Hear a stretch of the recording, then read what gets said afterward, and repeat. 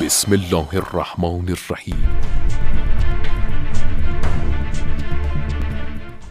السلام علیکم ورحمۃ اللہ۔ دیکھیے، وضو کے باطل ہونے کے لیے آپ وہ قواعد ذہن میں رکھیں جن سے وضو ٹوٹ جاتا ہے، ورنہ اگر اس طرح کی داستانیں سامنے آ گئیں کہ غیر محرم کو دیکھنے سے وضو ٹوٹ جاتا ہے، تو کل کو سوال کرو گی کہ کافر کو دیکھنے سے وضو ٹوٹ جاتا ہے، پرسوں کو سوال کرو گی کہ فرض کریں کتے کو دیکھنے سے وضو ٹوٹ جاتا ہے، اور خنزیر کو دیکھنے سے، اور پھر چھپکلی کو، پھر سانپ کو، اور پھر بھیڑیے اور شیر، اور ہزاروں سوالات آتے چلے جائیں گے۔ یہ روش نہیں ہے۔ روش آپ یہ دیکھیں کہ خود وضو کن چیزوں سے ٹوٹتا ہے۔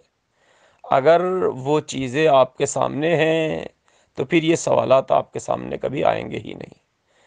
وضو چار چیزیں تو ایسی ہیں کہ جو سب کے لیے ہیں، جس سے وضو ٹوٹتا ہے، سب کے لیے، چھوٹا بڑا، مرد عورت۔ پھر تین چار چیزیں وہ ہیں کہ جو کچھ لوگوں سے مخصوص ہیں۔ چار چیزیں جس سے وضو ٹوٹتا ہے اور سب شامل ہے اس میں ایک چیز ہے ریح کا خارج ہونا۔ جو پیٹ میں گیس بنتا ہے، ریح کا خارج ہونے سے وضو ٹوٹتا ہے، ایک۔ دوسری چیز ہے پیشاب کرنا۔ تیسری چیز ہے پخانہ کرنا، اور چوتھی چیز ہے سو جانا۔ سونے میں بھی اتنا سو جانا کہ جس میں کان اور آنکھ دونوں کام کرنا بند کر دیں، ورنہ اونگ آنے میں آنکھ بند ہو جاتی ہے لیکن کانوں میں آواز جاتی رہتی ہے، تو اس سے وضو نہیں ٹوٹتا۔ تب وضو ٹوٹے گا جب اتنی زیادہ نیند غالب آ جائے کہ انسان کی آنکھ تو دیکھنا بند کر ہی دے، کان بھی سننا بند کر دیں، اور آنکھ کان دونوں پہ غالب آ جائے۔ یہ چار چیزیں ہیں کہ جس میں پوری سب کے سب شامل ہیں، بڑا چھوٹا مرد عورت سب۔ پھر کچھ ہیں کہ جو مخصوص ہیں، مثلا بے ہوش ہو جانا پانچویں چیز ہے۔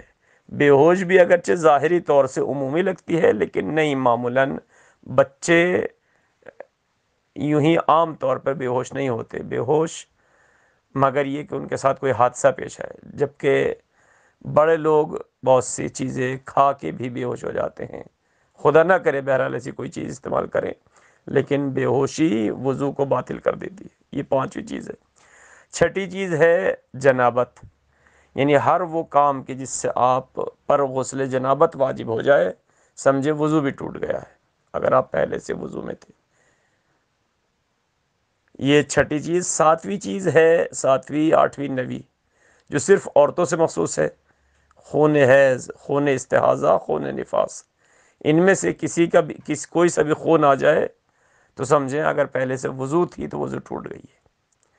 صرف ان چیزوں سے وضو ٹوٹتی ہے، ورنہ باقی کسی کو دیکھنے، کہیں آنے، کہیں جانے، کچھ کھانے، کچھ پینے، یہ تمام چیزیں اس طرح ہزاروں سوال بن جائیں گے۔